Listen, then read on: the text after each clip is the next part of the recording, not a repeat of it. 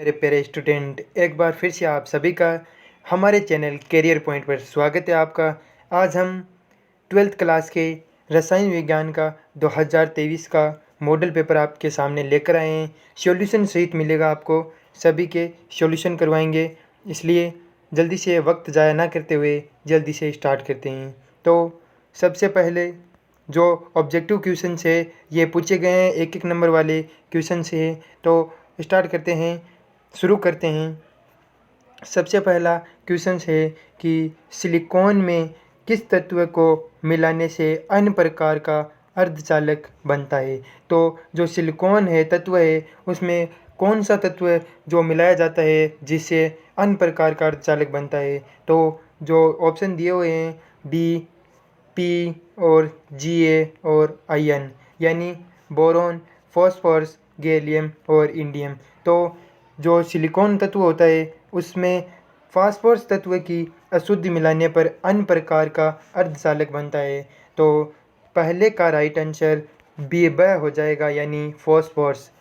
Second question पे चलते हैं। क्वेश्चन नंबर 2 है, यदि NaCl में 10 माइनस यदि NaCl में 10 की पावर 4 यदि NaCl में 10 की पावर -4% मिलाएं तो धनायनों की रिक्तियों की सांद्रता होगी। ऑप्शंस दिए हुए हैं ए, ब, स, द। इसलिए जो NaCl के 10% -10% में वो जो,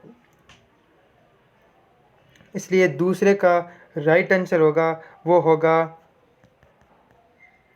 स, यानी 6.023 इंटू 10 की पावर 17 मोल यूनिवर्स दूसरे का राइट आंसर होगा, यानी दूसरे का राइट आंसर स हो जाएगा। इसके बाद क्वेश्चन नंबर 3 पे चलते हैं। क्वेश्चन नंबर 3 में पूछा है, निम्न में से सहसंयोजक ठोस है।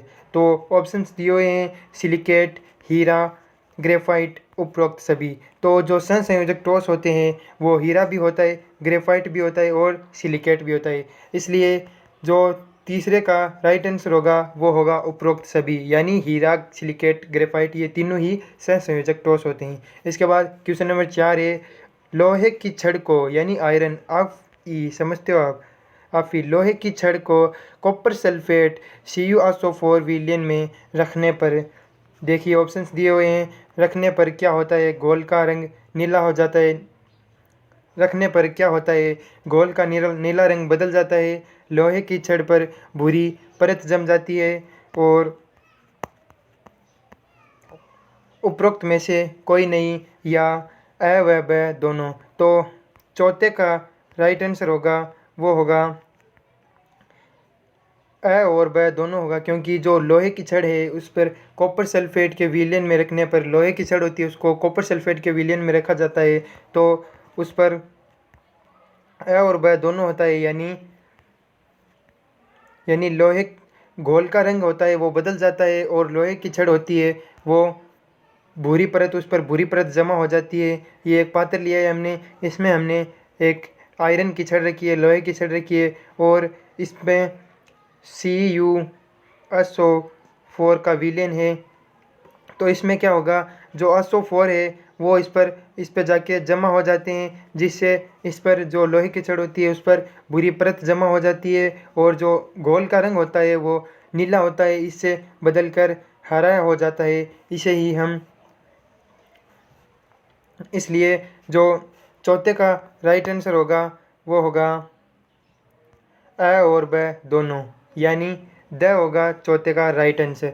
इसके बाद क्वेश्चन नंबर 5 पे चलते हैं। क्वेश्चन नंबर 5 में सममोलर विलयन में bromide, barium chloride BaCl2, glucose तथा अन्य Cl के प्रासरण दाब का क्रम है। तो इसमें ऑप्शंस दिए हुए हैं, इसलिए पांचवे का जो राइट आंसर होगा वो होगा यानी पहले आएगा BaCl2, फिर आएगा NaCl और फिर आएगा ग्लूकोज। तो पांचवे का राइट आंसर होगा वो होगा इसके बाद नेक्स्ट पे चलते हैं। क्वेश्चन नंबर 6 है, निम्न एल्किल हैलाइड का आसान्वन अभिक्रियाशीलता का क्रम लिखिए। तो इसमें ऑप्शंस दिए हुए हैं, तो जो छठा क्वेश्चन है उसका राइट आंसर होगा वो होगा स, यानी CH3, CH2, CH2, CH2 और Cl। तो एक बात आपसे मैं पूछना चाहूँगा कि ये जो ऑप्शन स है उसका आप IUPAC नाम मुझे कमेंट में बताओगे। इसके बाद हमारे रिक्त स्थान आते हैं। एक एक नंबर के क्वेश्चंस थे ऑब्जेक्टिव वाले, वो पूरे हो चुके हैं। अब रिक्त स्थान वाले क्वेश्चंस आते हैं। इसमें पूछा गया CH3Br प्लस KOH जलीय और रिक्त स्थान दिया हुआ है प्लस में KBr यानी पोटेशियम ब्रोमाइड दिया हुआ है। तो आपको बताना है कि ये देखो K और Br ये तो निकल गया है। अब बचा क्या है, CH3 और OH, यानी यहाँ रिक्त स्थान में आएगा वो आएगा CH3OH। तो इसका नाम होगा मेथिल एल्कोहल। क्या होगा, मेथिल एल्कोहल इसका नाम होगा और रिक्त स्थान में ये आएगा। इसके बाद नेक्स्ट क्वेश्चन है कि CH2 double bond CH single bond CH2 और नीचे क्लोरीन दिया हुआ है, इसका यौगिक का IUPAC नाम बताना है। तो इसका IUPAC नाम होगा वो होगा 3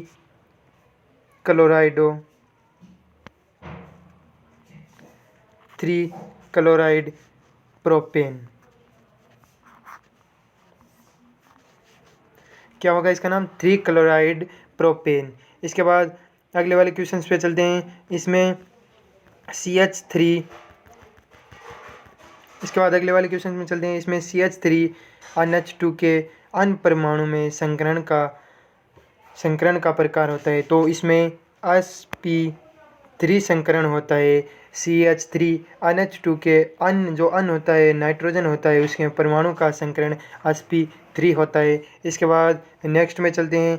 इसमें पूछा गया है ग्लूकोज में OH समूह की संख्या 5 है तथा कार्बोनिल समूह की संख्या कितनी होगी। तो इसमें आएगा 1 होगी। कार्बोनिल समूह की संख्या 1 होती है ग्लूकोज में, इसलिए चौथे में 1 आएगा, 1 नंबर। इसके बाद जो हमारे रिक्त स्थान थे वो पूरे हो चुके हैं। अब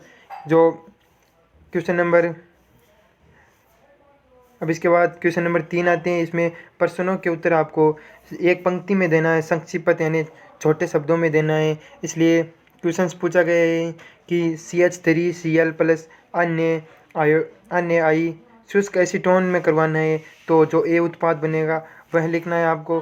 फिर इसके बाद अन्य यानी सोडियम मिलाकर B उत्पाद बनेगा, उसको बताना है। तो ये थोड़ा बड़ा है इसलिए स्क्रीन पे शो हो रहा होगा, आप स्क्रीनशॉट ले लीजिए।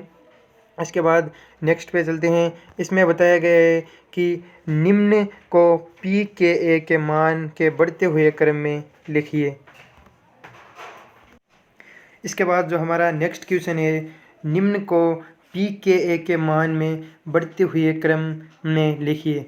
तो इसमें पहले आएगा 1 नंबर पे आ जाएगा ऑर्थोनाइट्रोफिनॉल, इसके बाद आएगा फिनॉल, फिर इसके बाद आएगा ग्लिसरॉल और इसके बाद आएगा एथेनॉल। एक बार फिर से बता देता हूँ।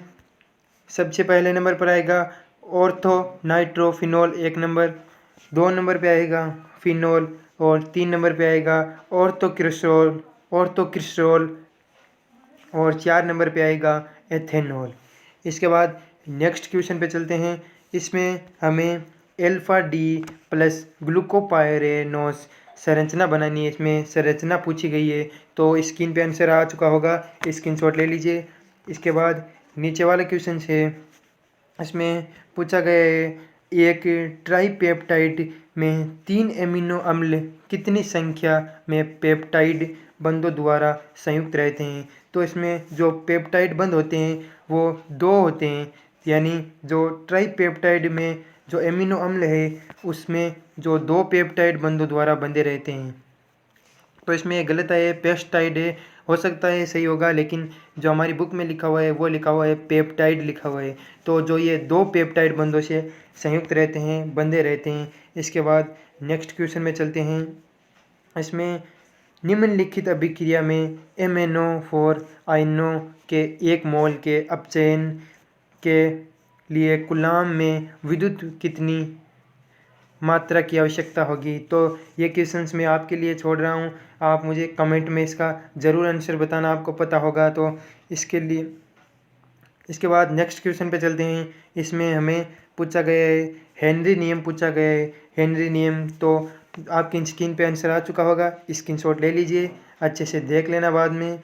इसके बाद खंड ब आ चुका है। खंड ब में 4 नंबर का क्वेश्चन है। 4 नंबर पर क्वेश्चन है। इसमें पूछा गया है किसी अभिक्रिया की अर्धायु काल क्या है। प्रथम कोटि की अभिक्रिया के लिए वेग समीकरण से यह पुष्टि कीजिए कि इस अभिक्रिया की अर्धायु अभिकारकों की प्रारंभिक सांद्रताओं पर निर्भर करती है। तो 2 नंबर के क्वेश्चन से अभी यह भी 2 नंबर का क्वेश्चन है, बड़ा क्वेश्चन है। चलिए मैं इतना तो बता देता हूँ कि अर्धायु काल क्या होती है। ये अर्धायु काल जो कोई उत्पाद होता है उसकी जो वो उत्पाद में ये मैं बता जो अभिकारक होता है वो उत्पाद में बदलने के लिए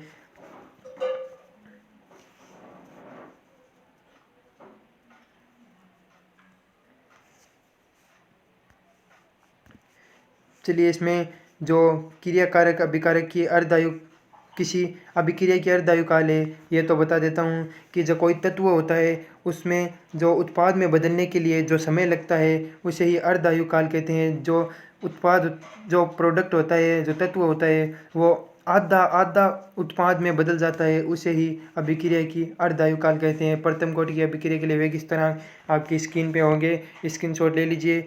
स्क्रीनशॉट लेने के बाद में देख लेना। इसके बाद चलते हैं नेक्स्ट क्वेश्चन पर। क्वेश्चन नंबर 5 है। इसमें काहे के आऊँ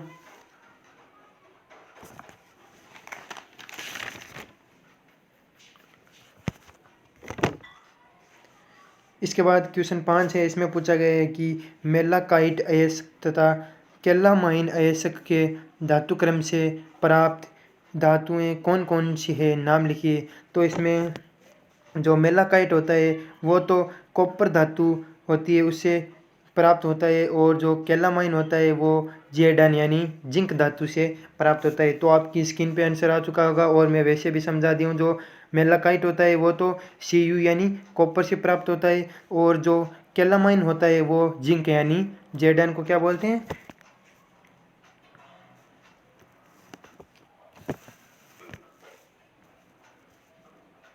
जिंक से प्राप्त होता है। इसके बाद क्वेश्चन नंबर 5वें के दूसरे में चलते हैं। इसमें मांड प्रक्रम द्वारा किस धातु का शोधन होता है। तो एकदम इजी क्वेश्चन है ये, आप भी बता सकते हो, लेकिन मैं बता देता हूँ आपको नहीं पता होगा तो। जो निकेल धातु होती है निकेल Ni उससे जो मांड प्रक्रम द्वारा निकेल धातु का शोधन किया जाता है। इसके बाद नेक्स्ट क्वेश्चन पे चलते हैं। क्वेश्चन नंबर 6 में पहला क्वेश्चन पूछा गया है कि निम्न के IPUC नाम लिखिए। तो नीचे 2 दिए हुए हैं, इसके हमें IPUC नाम बताने हैं। तो इसमें पहला पूछा गया है C6H5OCH3। तो इसका नाम होगा एथेनॉल बेंजीन, सॉरी इसका नाम होगा एथॉक्सी बेंजीन। बेंजीन तो ये दिख रही होगी आपको, C6H5 ये से बना के बता देता हूँ। ये हमारी बेंजीन हो गई, इसके ऊपर OCH3 जुड़ा हुआ है तो इसलिए मेथॉक्सी ये तो हो गया मेथऑक्सी, और ये जो बेंजीन है ये होता है बेंजीन। बेंजीन को आप बताए बेंजीन ही बोलते हैं। तो मेथॉक्सी बेंजीन यानी पहले में क्या होगा में होगा, उसका नाम होगा मेथॉक्सी बेंजीन। तो आपकी स्क्रीन पे लगा देंगे नाम। इसके बाद दूसरे में जो हमारा नाम होगा वो होगा मेथॉक्सी प्रोपेन। तो इसका भी नाम आपको लगा देंगे स्क्रीन पे। इसका होगा क्या होगा, इसका मेथॉक्सी बेंजीन और मेथॉक्सी प्रोपेन। इसके बाद नेक्स्ट क्वेश्चन पे चलते हैं। इसमें पूछा गया है कि एल्कोहल का विकृतीकरण किसे कहते हैं। तो एल्कोहल होता है उसमें औद्योगिक होता है। औद्योगिक में क्या करते हैं, जो एल्कोहल होता है उसमें कॉपर सल्फेट को मिला दिया जाता है, और पिरिडिन कॉपर सल्फेट और पिरिडिन को मिलाने से इसमें क्या होता है ये अयोग्य हो जाता है, पीने के लिए अयोग्य हो जाता है। इसे ही एल्कोहल का विकृतीकरण कहते हैं। तो स्क्रीन पे आंसर होगा। इसके बाद चलते हैं नेक्स्ट में। इसमें पूछा गया है कि Mn+2 एक्वी आयन Z=29 के लिए प्रचक्रण मात्रक चुंबकीय आघूर्ण की गणना कीजिए। तो बड़ा क्वेश्चन से आपकी स्क्रीन पे होगा, स्क्रीनशॉट ले लीजिए। इसके बाद चलते हैं यूरोपियन Zn=63 यूरोपियन Zn=63 के 4 तथा 6s में इलेक्ट्रॉनों की संख्या होती है। तो इसमें यूरोपियन होता है वो 63 नंबर पर होता है। इसका संकेत हम EU से लिखते हैं। इसमें EU में जो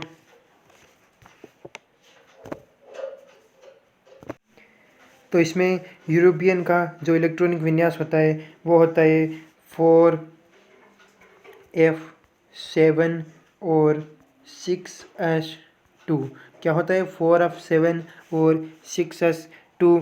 इसका यूरोपियन होता है EU से प्रदर्शित करते हैं, रिप्रेजेंट करते हैं। इसका EU का होगा 4f7 और 6s2 होगा। इसके बाद नेक्स्ट क्वेश्चन पे चलते हैं। इसमें पूछा गया है कि प्रतिलोम प्रसारण क्या है, एक उपयोग बताइए। तो ये भी बड़ा क्वेश्चन है, आपकी स्क्रीन पे नज़र आ रहा होगा। इसके बाद चलते हैं नेक्स्ट क्वेश्चन पे।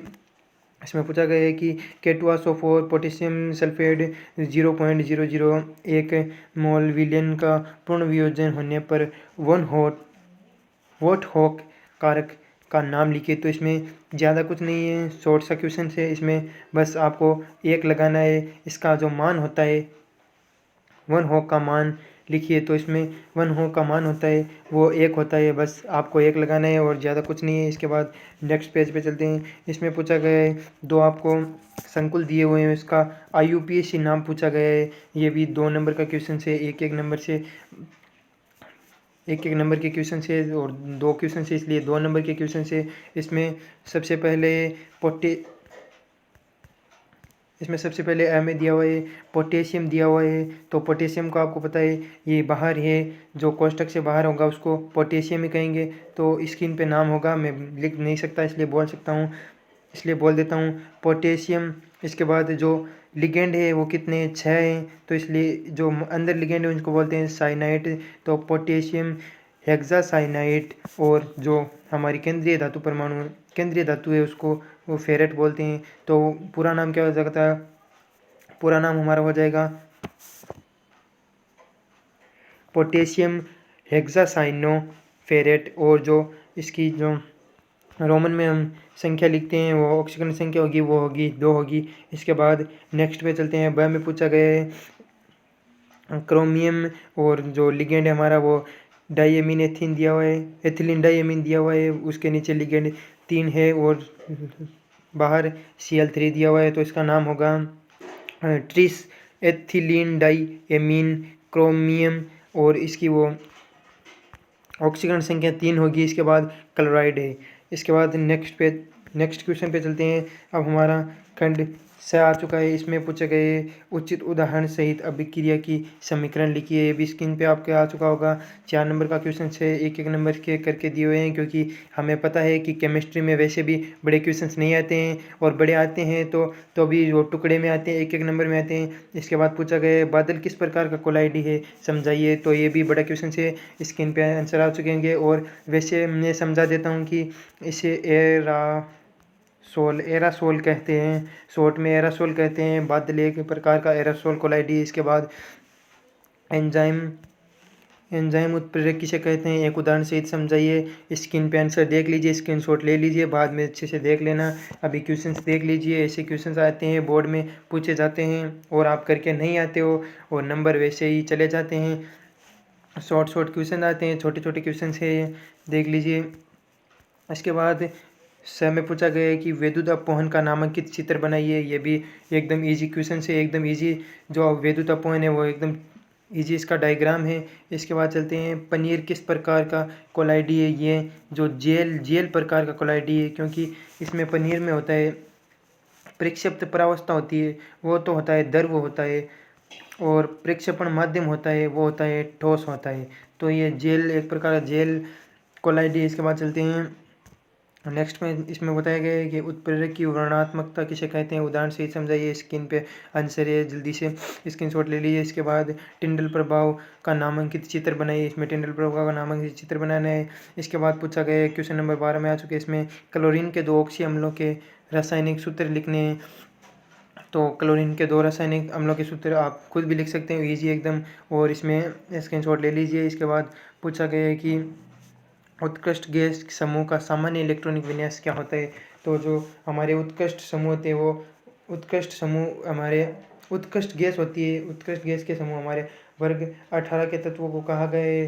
तो उसका सामान्य इलेक्ट्रॉनिक विन्यास होता है वो सामान्य इलेक्ट्रॉनिक विन्यास होता है वो होता है NS2 और NP6। NS2 और NP6 सामान्य इलेक्ट्रॉनिक विन्यास होता है। वर्ग 18 के तत्वों की बात की जा रही है, इसमें उत्कृष्ट गैसीय उसी को कहते हैं। इसके बाद नेक्स्ट में चलते हैं। इसमें पूछा गया है C2H5OH की PCl3 एवं PCl5 के साथ पृथक पृथक यानी अलग अलग रासायनिक अभिक्रिया करवानी है आपको। ये स्क्रीन पे है, आप स्क्रीनशॉट ले लीजिए और बाद में अच्छे से देख लेना, मिला लेना। इसके बाद जो अथवा में भी क्वेश्चंस पूछे गए हैं, इसमें सल्फर के 2 ऑक्सी अम्लों के सूत्र लिखने हैं। ये भी आपको एकदम इजी क्वेश्चंस है, क्योंकि H2SO4 ये होता है सल्फ्यूरिक अम्ल, एक होता है H2SO3 सल्फ्यूरिक अम्ल। इसके बाद नेक्स्ट क्वेश्चन पे चलते हैं। इसमें है चालकोजेन समूह का सामान्य इलेक्ट्रॉनिक विन्यास लिखिए। तो चालकोजेन का सामान्य इलेक्ट्रॉनिक विन्यास होता है NH2NP4। ये होता है चालकोजेन का सामान्य इलेक्ट्रॉनिक विन्यास होता है। इसके बाद क्लोरीन की अन्य OH ठंडे तनु के साथ करवानी है और गर्म सांद्र के साथ पृथक पृथक अलग अलग अभिक्रिया करवानी है। तो ये अभिक्रिया स्क्रीनशॉट ले लीजिए, आप देख लीजिए, बाद में देख लेना। तो आज का हमारा मॉडल पेपर यहीं पे समाप्त होता है। आपको आंसर सहित सॉल्यूशन सहित आज हम पूरा मॉडल पेपर जो रसायन विज्ञान 2023 में अर्धवार्षिक में आ गया है और बोर्ड में भी शायद ऐसे क्वेश्चंस बन सकते हैं, इसलिए आज हम सॉल्यूशन सहित आपको करवा दिया है पेपर पूरा। अगर आपको वीडियो अच्छा लगा हो तो प्लीज़ चैनल को सब्सक्राइब ज़रूर कर लेना और वीडियो को ज़्यादा से ज़्यादा लाइक करना, शेयर करना, ताकि आगे भी ऐसे वीडियो मैं बना सकूं, हेल्पफुल आपके लिए वीडियो बना सकूं। और जिसको ये नहीं पता है, इसलिए शेयर करना, ताकि जो स्टूडेंट पीछे रह गए हैं उसको पता चले कि बोर्ड में कैसा पेपर आने वाला है।